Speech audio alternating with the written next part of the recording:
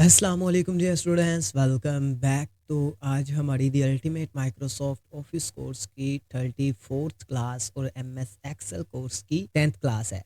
जैसे कि previous class में आई नो आप यही सोच रहे हैं कि अचानक से बैकग्राउंड क्यों इतना ब्लैक हो रहा है और सिर्फ मेरे ही फेस पे क्यों ये लाइट जो है ये पड़ रही है। तो यहाँ पे क्योंकि हमने अपना सेटअप चेंज किया है, इंशाल्लाह जल्दी ही बैकग्राउंड भी आपको नज़र आने लग जाएगा। यहाँ पे हमने शिफ्टिंग की है। मैं पहले अपने स्कूल में होता था और अब मैं क्योंकि अपना जो सेटअप है वो मैंने घर ही बना लिया है, तो इंशाल्लाह मैं यहाँ से ही वीडियोस अपलोड करूँगा। इसलिए आपको थोड़ा-सा बैकग्राउंड जो है वो ब्लैक नज़र आ रहा है, इंशाल्लाह जल्द ही बैकग्राउंड भी रेडी हो जाएगा। तो मैं यहाँ पे बता रहा था कि प्रीवियस क्लास में हमने जो एमएस एक्सेल के अंदर देखा था वो हमारा होम मेन्यू, और इंशाल्लाह आज भी हम हमारे एमएस एक्सेल के अंदर होम मेन्यू के बारे ही डिस्कस करेंगे।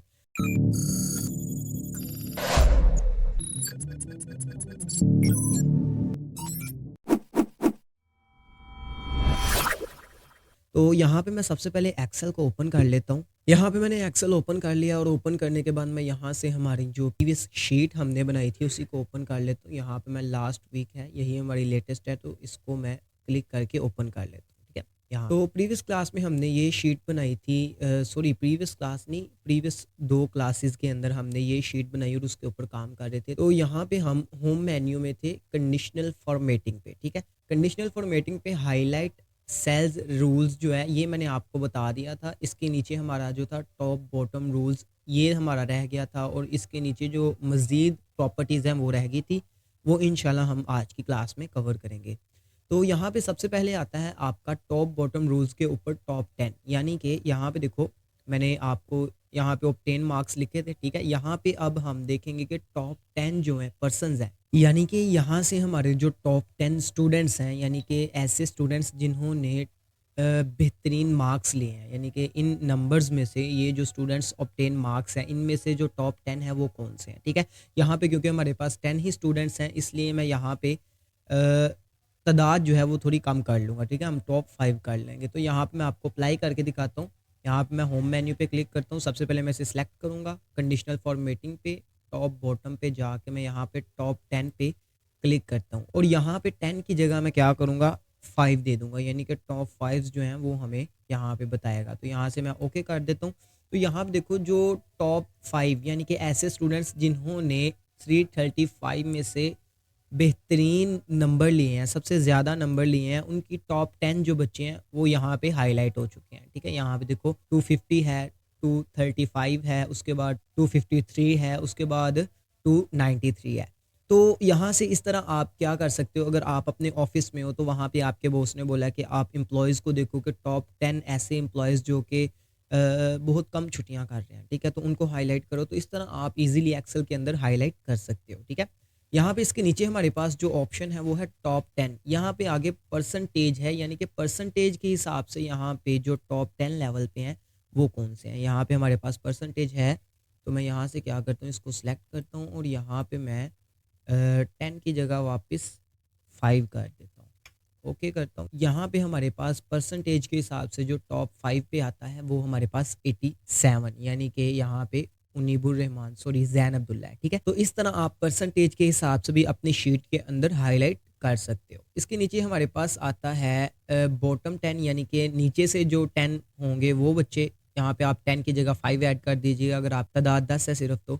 उसके नीचे हमारे पास बॉटम 10 में से आगे परसेंटेज है। ठीक है, सेम वही चीज़ें हैं। उसके बाद अबव एवरेज है, उसके बाद बिलो एवरेज है। तो ये मैं आपको यहाँ से सिंपल बता देता हूँ प्रैक्टिकल करने के बगैर कि यहाँ पे अबव एवरेज जो है ये क्या होगा कि आप ज़्यादा एवरेज अगर निकालना चाहते हो बच्चों की तो वो यहाँ से निकलेगी। ठीक, उसके बाद अगर आप बिलो एवरेज यानी कि नीचे से एवरेज निकालना चाहते हो तो वो आप यहाँ से निकाल सकते हो। ठीक है, यहाँ पे सिर्फ यही ऑप्शंस आपको मिलती हैं हाईलाइट के हवाले से। इसके नीचे हमारे पास आता है डाटा बार्स। डाटा बार्स क्या होता है, यहाँ पे देखो मैं इसको दोबारा से सिलेक्ट करता हूँ, यहाँ से हम नॉन कर देते हैं, यहाँ रूल को हम क्लियर कर। ठीक है, तो यहाँ पे मैं हाईलाइट करता हूँ, कंडीशनल फॉर्मेटिंग पे जाता हूँ, डाटा बार्स पे क्लिक करता हूँ। तो यहाँ पे देखो आप यहाँ पे आपको अलग अलग कलर्स मिल रहे हैं। ठीक है, मैं यहाँ से ये येलो वाला जो कलर है ये रख लेता हूँ। अब यहाँ पे देखो आपको ग्राफ की शेप नजर आ रही होगी। ठीक है, कलर देखो 235 के अंदर कलर जो है वो इतना है। यहाँ पे बेसिकली इस फॉर्मेट से क्या होगा कि आप के स्टूडेंट ने जितने नंबर्स लिए हैं, ठीक है,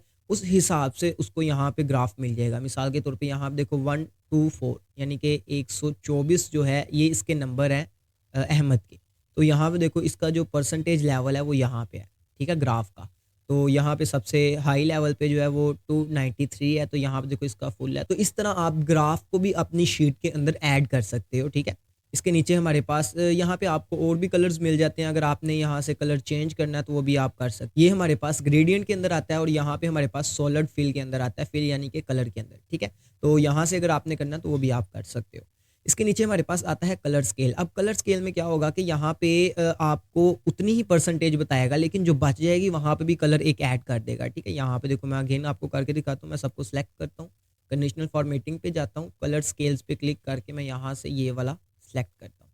तो यहाँ देखो आपको है तो उतना ही परसेंटेज, ग्राफ उतना ही है, लेकिन जहाँ पे खाली था वहाँ पे भी उन्होंने कलर दे दिया। तो इस तरह आप ग्राफ की शक्ल में भी अपनी शीट को रिप्रेजेंट कर सकते हो, ठीक है। इसके नीचे हमारे पास आइकन्स आते हैं। अब आइकन्स में क्या होगा, अगर आप चाहते हो कि आइकन्स आप ऐड करना चाहो, मैं आपको करके दिखाता हूँ। यहाँ पे देखो ये जो एरो है, ठीक है, जो कि आपको राइट साइड की तरफ नजर आ रहा है, ये क्या कहेगा कि ये एवरेज बच्चा है, यानी कि नॉर्मल है, ना इसने कम मार्क्स लिए हैं ना इसने ज्यादा लिए हैं। तो यहाँ पे देखो 293 के ऊपर ये ऊपर की तरफ है, यानी कि ये हाई लेवल पे सबसे ज्यादा मार्क्स इसने लिए हैं। और जो कम लेवल पे होगा यानी कि 124 वाला जो है वो यहाँ पे लो लेवल पे है, यानी कि उसने कम मार्क्स लिए हैं। तो इस तरह आप एरोज की, आइकन्स की शेप में भी अपनी शीट के अंदर फॉर्मेट ऐड कर सकते हो, ठीक है। यहाँ पे आपको और भी कलर्स मिल जाते हैं, ठीक है। यहाँ पे देखो आपको ये सिग्नल्स वाला जो है ये भी मिल जाता है। इससे क्या होगा कि जो ज़्यादा सिग्नल्स वाला है उसके ज़्यादा मार्क्स आए हैं, जो कम सिग्नल वाला है उसके कम मार्क्स आए हैं। मिसाल के तौर पे यहाँ पे देखो 124 वाला जो है इसके पास सिर्फ 1 सिग्नल है, तो यहाँ पे मतलब इसका सबसे लो लेवल है, यानी कि ये सबसे कम मार्क्स वाला बच्चा है। तो इस तरह आप अपनी शीट के अंदर फॉर्मेटिंग ऐड कर सकते हो, आइकन के हिसाब से, ग्राफ के हिसाब से, या आप कलर के हिसाब से फॉर्मेट ऐड कर सकते हो, ठीक है। इसके नीचे हमारे पास आता है न्यू रूल। अब न्यू रूल क्या है कि यहाँ से आप खुद से अपना एक अलग रूल बना सकते हो, ठीक है। मैं यहाँ पे आपको करके दिखाता हूँ। मैं यहाँ से सबसे पहले इसको क्लियर कर देता हूँ। इसके नीचे हमारे पास क्लियर रूल आता है। इससे क्या होगा, जो आपने रूल्स ऐड किए हैं, यानी कि इन फॉर्मेट्स के अंदर आपने जो भी ऐड किया है वो आप यहाँ से इरेज कर सकते हो, ठीक है। अब मैं क्या करता हूँ, यहाँ पे न्यू रूल पे क्लिक करता हूँ, ठीक है। यहाँ से हम क्या करते हैं, यहाँ पे मैं लोएस्ट वैल्यू की जगह नंबर कर देता हूँ और यहाँ पे मैं लिख देता हूँ कि जो हमारे पास 124 वाला, यानी कि लो लेवल के अंदर 124 वाला जो नंबर है, इस नंबर का जो हमारे पास स्टूडेंट है वो यहाँ पे हाईलाइट हो जाए। तो यहाँ से मैं ऐड करके ओके कर देता हूँ। तो यहाँ पे देखो हमारे पास जो लोएस्ट स्टूडेंट्स होंगे, यानी कि 124 वाला तो हाईलाइट हो गया, इसके ऊपर ऊपर जो हमारे पास 100 वाले नंबर होंगे वो यहाँ पे हल्के से हाईलाइट हो गए हैं, ठीक है। तो इस तरह आप खुद से भी एक न्यू रूल ऐड कर सकते हो। इसके नीचे हमारे पास क्लियर रूल है, ये मैंने आपको करके दिखा दिया। यहाँ से आपने जो रूल ऐड किया उसको आप क्लियर कर सकते हो, ठीक है। यहाँ से भी मैं कर देता हूँ। इसके नीचे हमारे पास आता है मैनेज रूल। अब मैनेज रूल पे क्या है कि अगर आपने कोई न्यू रूल यहाँ पे ऐड किया तो उसको आप डिलीट कर सकते हो, ठीक है। उसको आप एडिट भी कर सकते हो और यहाँ से आप न्यू रूल भी क्रिएट कर सकते हो, ठीक है। यहाँ मैनेज रूल पर ये ऑप्शंस आपको अवेलेबल है। इसके बाद हमारे पास आता है फॉर्मेट एज टेबल, यानी कि आप टेबल की फॉर्म में फॉर्मेट ऐड कर सकते हो अपनी शीट पे। मिसाल के तौर पे यहाँ पे हमने शीट बनाई है, इस पूरी को मैं सिलेक्ट करता हूँ, ठीक है। सिलेक्ट करने के बाद मैं यहाँ पे फॉर्मेट एज टेबल पे क्लिक करता हूँ और यहाँ से मैं कोई भी एक टेबल सेलेक्ट कर देता हूँ। सपोज मैं यहाँ से ये जो हमारे पास ब्लैक एंड ब्लू है इसको सिलेक्ट कर लेता हूँ, यहाँ से मैं ओके कर देता हूँ। तो ये देखो उस फॉर्मेट के अंदर हो जाएगा, ठीक है। यहाँ पे उसने देखो यहाँ पे हमारे पास फिल्टर्स भी ऐड कर दिए हैं। फिल्टर्स क्या होते हैं ये मैं आपको बाद में नेक्स्ट क्लासेस के अंदर बताऊंगा। और यहाँ पे देखो उसने हमारे पास वही फॉर्मेट ऐड कर दिया जो हमारे जिस फॉर्मेट के टेबल को हमने वहां पे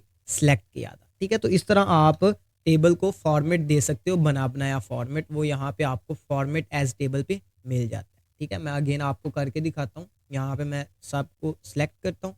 सिलेक्ट करने के बाद मैं फॉर्मेट एज टेबल पे क्लिक करता हूँ और यहाँ से मैं क्या करूँगा, कोई भी एक टेबल सेलेक्ट कर लूँगा, ठीक है। ओके करते हैं। ये देखो हमारा उस शेप के अंदर, उस फॉर्मेट के अंदर टेबल आ चुका है। तो इस तरह आप टेबल को हाईलाइट कर सकते हो या उसके अंदर टेबल फॉर्मेट भी ऐड कर सकते हो, ठीक है। आई होप आपको समझ आ गई है। इसके बाद हमारे पास इसके नीचे आता है न्यू टेबल स्टाइल। अगर आप न्यू टेबल खुद से, यहाँ पे आपको और भी टेबल स्टाइल मिल जाते हैं। अगर आपने यहाँ से कोई टेबल स्टाइल ऐड करना है तो वो भी आप कर सकते हो। इसके नीचे हमारे पास आता है न्यू पिवट टेबल स्टाइल। ये क्या होता है, ये मैं आपको इंसर्ट मेन्यू जब हम करेंगे वहाँ पे मैं आपको बताऊंगा पिवट टेबल क्या होता है। ये आपको वहाँ पे इजीली समझ आ जाएगी, यहाँ पे आपको समझ नहीं आएगी, ठीक है। इसके बाद हमारे पास स्टाइल्स आ जाते हैं। यहाँ पे नॉर्मल है, बैड है, गुड है, ठीक है। ये मैं आपको इंशाल्लाह नेक्स्ट क्लास में बताऊंगा और इंशाल्लाह मैं पूरी कोशिश करूंगा कि नेक्स्ट क्लास के अंदर हमारा जो होम मेन्यू है वो कवर हो जाए मुकम्मल। इसके बाद हम इंशाल्लाह उससे नेक्स्ट क्लास के अंदर इंसर्ट मेन्यू को कवर करेंगे। तो आज की क्लास में इतना काफ़ी है। अगर आपको आज की क्लास पसंद आई है, आज की क्लास की आपको समझ आई है, आपको पता है कि कंडीशनल फॉर्मेटिंग के अंदर जो ऑप्शंस हैं उनको किस तरह यूज़ किया जाता है, किस तरह न्यू रूल ऐड किया जाता है, उसके बाद आप फॉर्मेट एज टेबल को किस तरह यूज़ कर सकते हो, तो इसकी आपने भरपूर प्रैक्टिस करनी है ताकि आपको ये सब ऑप्शंस रट जाए, ठीक है। यानी कि आपको समझ आ जाए ये ऑप्शंस क्या काम करती हैं, आपको याद हो जाए ज़ुबानी की ये ऑप्शंस क्या। तो इंशाल्लाह ज़िंदगी रही तो नेक्स्ट क्लास में मुलाकात करेंगे। आज की क्लास में काफ़ी है। Thank you so much. अस्सलामु अलैकुम।